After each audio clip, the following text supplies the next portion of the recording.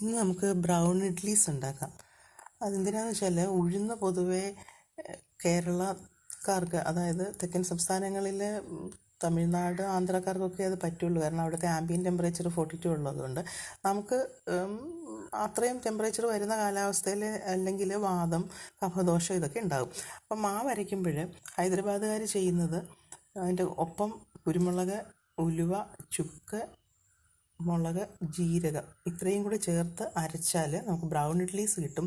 വാതരോഗം, കഫം ഇങ്ങനെയുള്ള പ്രശ്നങ്ങൾ ഉണ്ടാവില്ല. അപ്പം നമുക്ക് നോക്കാം എങ്ങനെയാണ് ബ്രൗൺ ഇഡ്ലീസ് ഇരിക്കുക എന്ന്. The batter would look like this. Now top it up with butter or ghee and enjoy it with white chutney. Wow, what an idea, Sergi. What an amazing breakfast, now.